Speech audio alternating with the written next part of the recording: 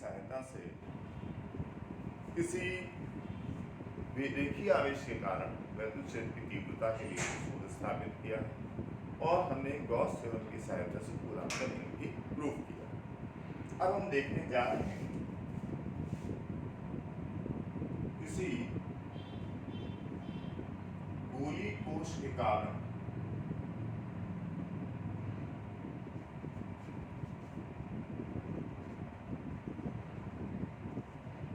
वैद्युत क्षेत्र की तीव्रता के लिए सूत्र।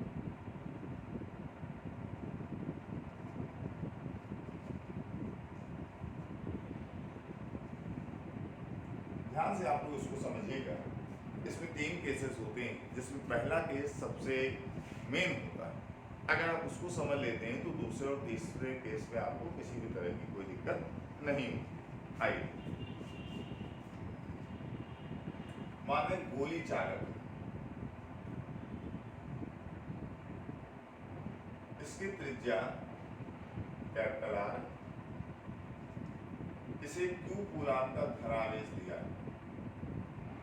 किसी चालक को जो भी हम धन आवेश देते हैं वो चालक की सतह पर फैल जाता है। मान लिया Q कूलॉम का हमने उसको चार्ज दिया। इस बात का जरूर ध्यान रखिएगा, चालक को जो आवेश हम देते हैं वो चालक के सरफेस पर, उसकी सतह पर फैल जाता है, जबकि कुचालक या अचालक को दिया गया आवेश वहीं का वहीं रखा रहता है।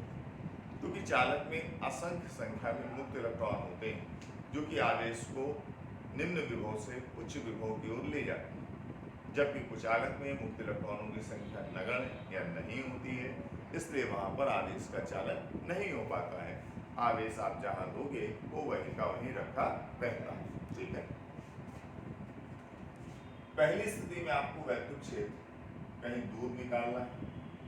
मान लीजिए यहाँ पर वो पॉइंट P, कितनी दूरी है इस गोले के केंद्र O से स्मॉल। पहली स्थिति में केस 1 में स्मॉल r का मान कैपिटल R से बड़ा, small r is greater than capital R। ठीक, तो सबसे पहला काम हम लोग करेंगे बच्चों, O को सेंटर मान लेंगे, R त्रिज्या के गॉसियन सरफेस की कल्पना करेंगे। ये गॉसियन पृष्ठभूमि। ठीक, यहाँ पर एक छोटा सा भाग काट लेंगे। इस छोटे से भाग का क्षेत्रफल D, ये हमारे लिए अल्पांश होगा। इलेक्ट्रिक फील्ड की डायरेक्शन क्या होगी? वैद्युत क्षेत्र की दिशा धनावेश से दूर और dA वेक्टर तल पर लंब। जैसा कि आप चित्र में देख रहे हैं, A और dA दोनों एक ही डायरेक्शन में है कि नहीं?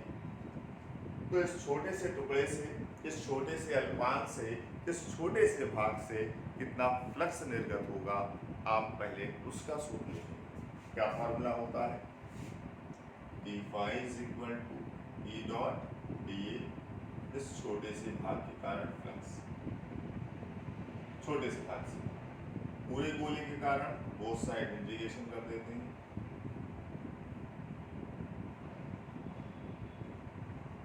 d phi का इंटीग्रेशन 5 होगा। E dot dA को लिख दोगे E d cos theta, theta की वैल्यू 0। आप चाहे तो S भी लिख सकते हैं, क्योंकि इसका मतलब होता है क्लोज्ड सरफेस इंटीग्रल। ठीक, ऑप्शनल है, बस क्लोज्ड बनाना थोड़ा जरूरी है। cos 0 की वैल्यू 1 होगी, E इंटीग्रेशन D। ठीक है, इतनी बात समझ में आई। cos 0 की वैल्यू 1, E कांस्टेंट है तो बाहर आ जाएगा, इंटीग्रेशन D है यहाँ बचा। D इस छोटे से भाग का क्षेत्रफल है, इंटीग्रेशन DA का मतलब पूरे गोले का, और आप जानते हो पूरे गोले का एरिया क्या होता है? 4 pi r square. Equation first होगी। ठीक, according to the Gauss theorem, Gauss प्रमेय से गॉस ने क्या कहा था? सबको याद होगा क्या?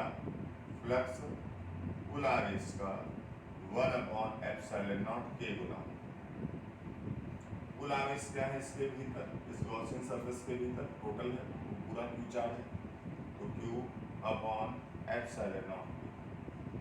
Equation number 2। आप सब लोग डेली यही प्रयास किया करिए कि जो पहले लेक्चर 1, 2, 3 उनके वीडियो भी एक बार चाहे आप स्पीड बढ़ा के देख लिया करिए। थोड़ा सा कुछ दिन अगर इसको प्रयास करेंगे तो आप पूरी गॉस थ्योरम बहुत अच्छी तरह से इसको समझ लेंगे। ठीक, आज ये लेक्चर 4 रिकॉर्ड हो रहा है, 1, 2, 3 यूट्यूब पर पढ़ा हुआ है, आप पहले उनको सीक्वेंस से देखते जाइए, फिर उसके बाद इसको देखिए। तो आप अगर 2-4 बार इस तरह से कर लेते हैं तो आपकी प्रमेय पूरी अच्छी तरह से मजबूत हो जाएगी, हर चीज क्लियर हो जाएगी। From equation first and second, समीकरण 1 व 2 से दोनों के बाएं पक्ष माने LHS सेम है तो दाएं पक्ष बराबर होंगे। तो a into 4 pi r square is equal to q upon epsilon naught k, e is equal to 1 upon 4 pi epsilon naught k q upon r square। तो इलेक्ट्रिक फील्ड आ गई। किसी गोली कोश के कारण वैद्युत क्षेत्र जब वह बिंदु इस गोले की सतह पर ना होकर के गोले के भीतर ना होकर के बाहर, पर इस कंडीशन में स्मॉल r की वैल्यू कैपिटल R से बड़ी। केस 1 प्रूव होगा। केस 2 में आते हैं, जब हम गोले के सतह पर, बात समझिएगा, अगर ये बिंदु P यहाँ ना होकर के गोले की सतह पर होगा तो स्मॉल r की वैल्यू कैपिटल R के बराबर नहीं हो जाएगी। अगर हम गोले के सरफेस पर आ जाते हैं तो स्मॉल r का मान कैपिटल R के एग्जैक्ट बराबर होगा, और स्मॉल r का मान यदि कैपिटल R के एग्जैक्ट बराबर होगा तो फिर क्या होगा? यदि स्मॉल r की वैल्यू कैपिटल R के बराबर हो जाएगी तो इसी फार्मूले में जो हम लोगों ने केस 1 में निकाला है तो स्मॉल r की जगह कैपिटल R लिख देंगे। तो is equal to 1 upon 4 pi epsilon naught के Q upon capital R square. इसे प्रूफ करने की आवश्यकता नहीं। करना चाहते हैं तो आप कर सकते हैं। ये जो गॉसियन पृष्ठ इतना बड़ा है, ये इतना बड़ा ना बन करके गोले की सतह पर ही खिंच जाएगा, माने गोले पर ही ओवरलैप कर देगा। फिर यहाँ पर DA वेक्टर लेंगे, सेम यही चीज़ें ये समझिए बिल्कुल सिकुड़ करके यहाँ पर आ जाएंगी गोले की सतह पर। आप करना चाहें तो उसको प्रूव भी कर सकते हैं, डिट्टो यही होगा, बस स्मॉल r है वहाँ आपको कैपिटल R करना होगा, ये सूत्र आ जाएगा। इसीलिए हम लोग केस 2 को अमूमन करते नहीं हैं। इसी फार्मूले में स्मॉल r का मान कैपिटल R रख दिया जाता है और इस तरह से इस फार्मूला आ जाता है। ठीक है, केस 3 में आ जाइए।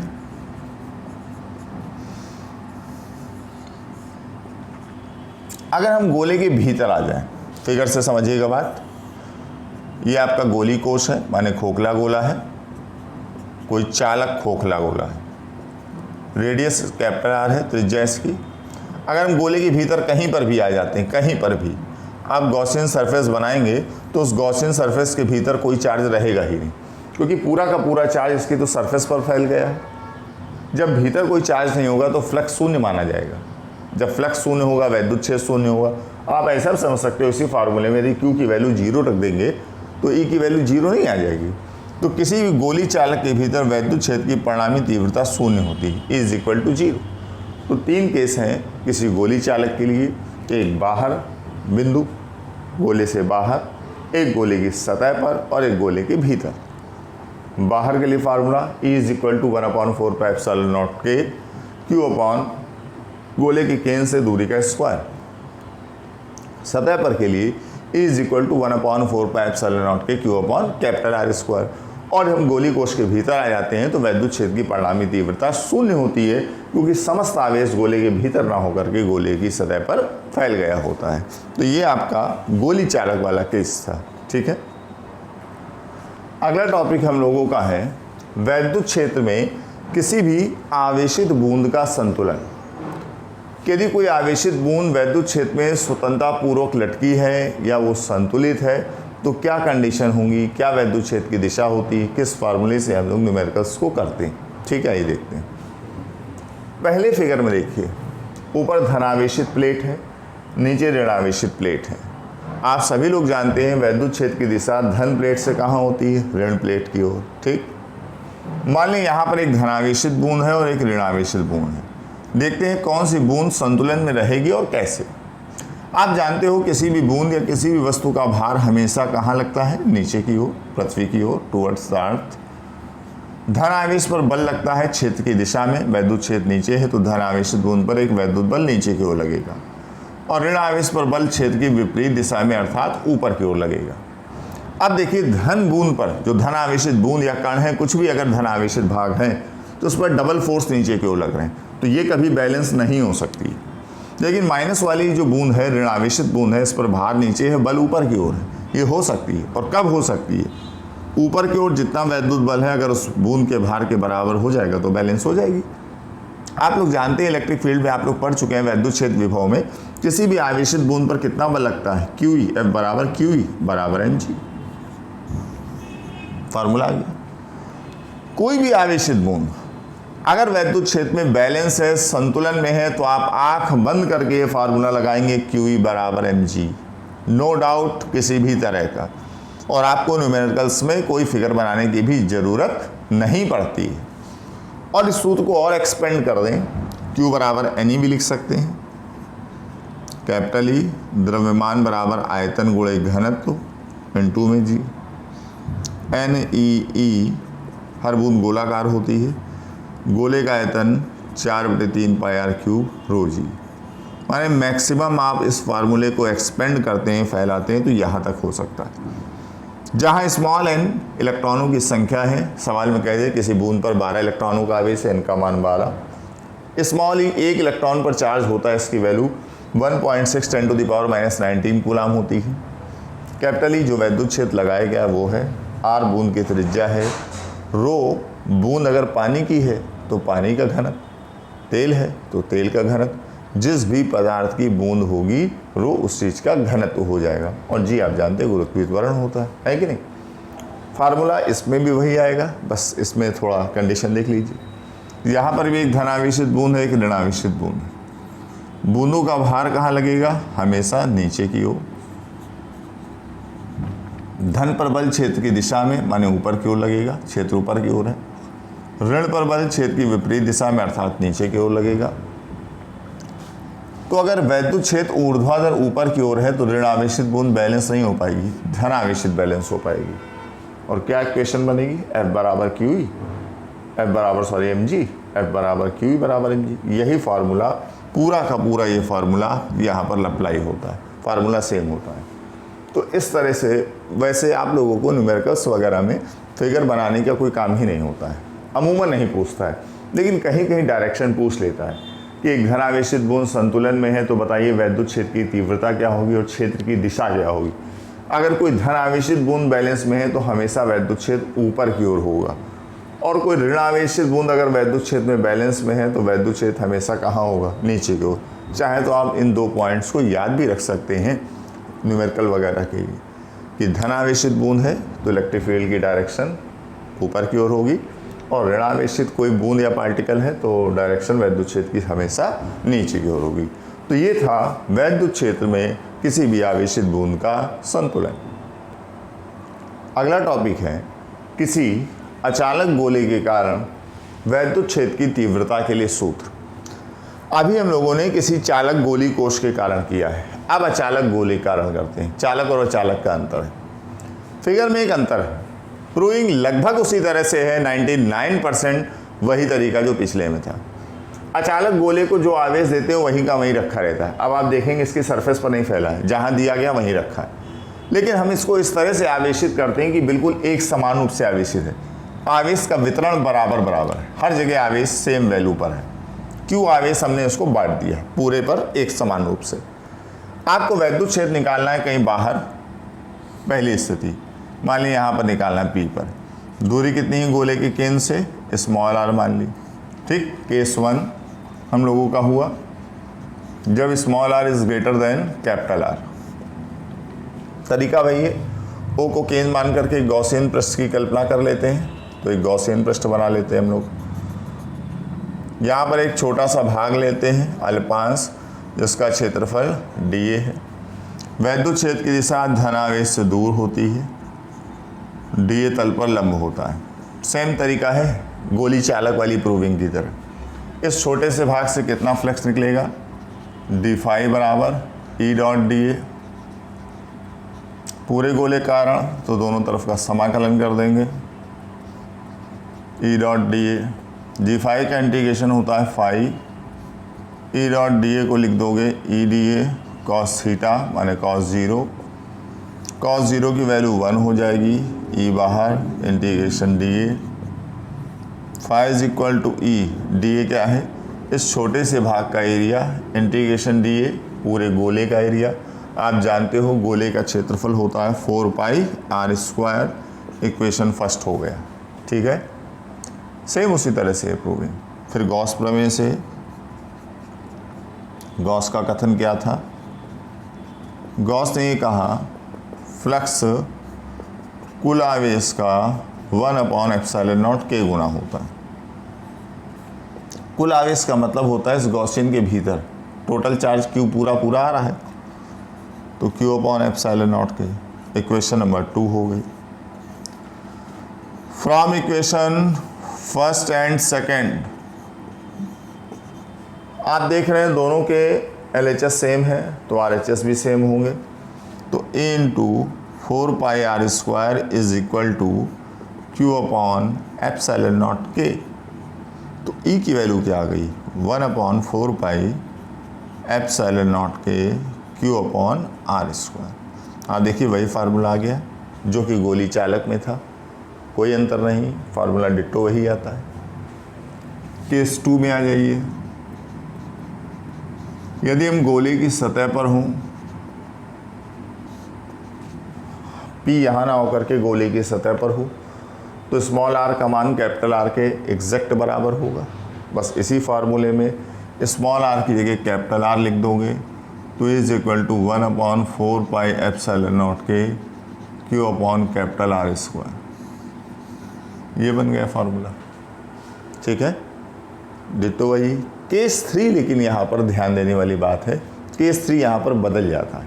अब उसको कैसे करते हैं देखिए,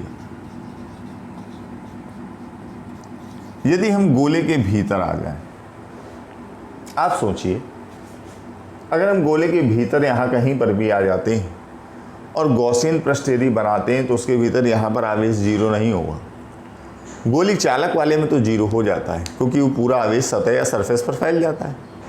यहाँ तो भीतर भी चार्ज है, तो इसलिए यहाँ पर ये केस अलग है। पहला और दूसरा केस डिट्टो वही है, कोई चेंज नहीं।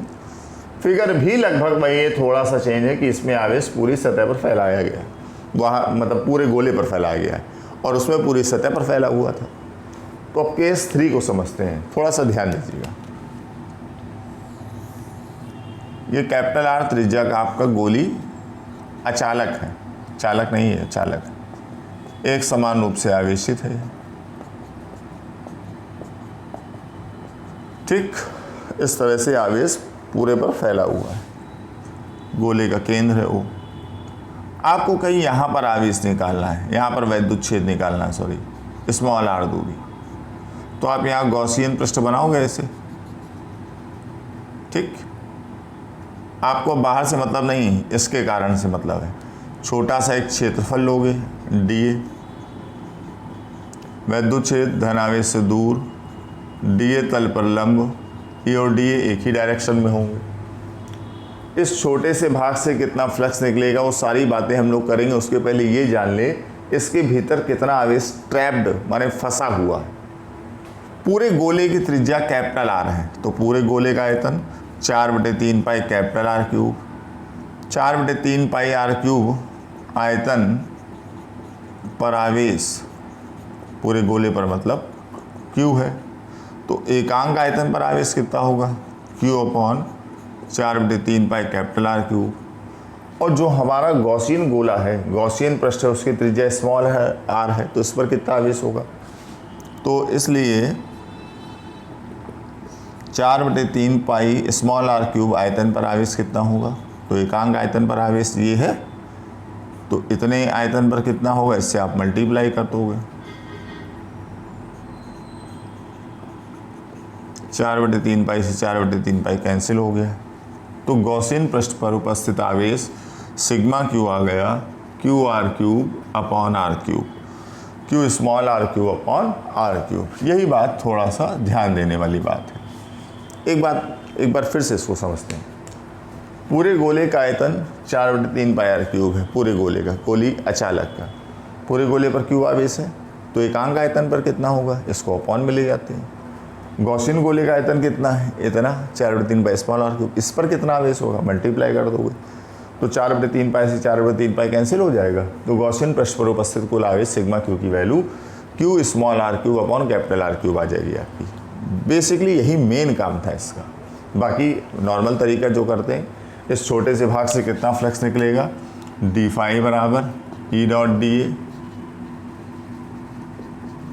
इस छोटे पूरे गॉसियन गोले से कितना निकलेगा, integration both side E dot D A को लिख दोगे आप E D A cos 0 cos D phi का इंटीग्रेशन फाई, ई बाहर हो जाता है, इंटीग्रेशन डी ए कॉस 0 की वैल्यू कितनी हो जाती है 1। ठीक है, phi is equal to E, D A क्या है, इस छोटे से भाग का एरिया, इंटीग्रेशन डी ए इस गॉसियन गोले का एरिया और गोले का क्षेत्रफल 4 पाई आर स्क्वायर। इसको इक्वेशन 2 कहा और पहले वाले को यहाँ फर्स्ट कह दिया। ठीक है, अब according to the Gauss theorem, Gauss प्रमेय से, गॉस थ्योरम में क्या बात बताई गई, गॉस प्रमेय से ये बात बताई गई है कि फ्लक्स घिरे हुए कुल आवेश का 1/ε0 के गुना होता है। तो कितना आवेश है आप निकाल चुके हो, Q small are cube upon capital R cube into में 1/ε0 के। Equation second, from equation first and second 1 और 2 से, दोनों के LHS सेम है तो RHS सेम होंगे। तो into 4 pi small r square बराबर q r cube upon capital R cube into 1/ε0 के। आर स्क्वायर से क्यूब कैंसिल कर दोगे, इज इक्वल टू 1/4 पाई ε0 के q small r upon capital R cube. ये फार्मूला आ जाएगा, ध्यान रखिएगा।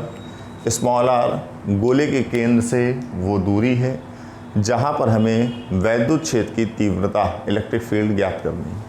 कैपिटल आर इस अचालक गोले की त्रिज्या है। ये बात आप जरूर दिमाग में रखेंगे कि स्मॉल आर क्या है, कैपिटल आर क्या है। स्मॉल आर गोले केंद्र से वो दूरी है जहाँ पर हमें इलेक्ट्रिक फील्ड निकालना है। कैपिटल आर इस गोले की त्रिज्या है और क्यों दिया गया आवेश है। एक न्यूमेरिकल इस पर आधारित आपकी बुक्स में है। तो इस तरह से प्रूविंग की जाती है। अचालक गोले के कारण वैद्युत क्षेत्र 3 स्थितियाँ हैं। पहली और दूसरी स्थिति बिल्कुल गोली चालक की तरह है, उस बात का एक प्रकार से रिवीजन है। थर्ड केस में अलग था। थर्ड केस में पहले हम गॉसियन गोले पर आवेश निकालते थे, मेन हमारा यहीं पर ये काम होता था। उसके बाद जो नॉर्मल प्रोसेस लगाया गॉस थ्योरम अभी तक, वही चीज़ें लगा करके इसकी प्रूविंग की जाती थी। उम्मीद है आप सभी को बात समझ में आई होगी। धन्यवाद।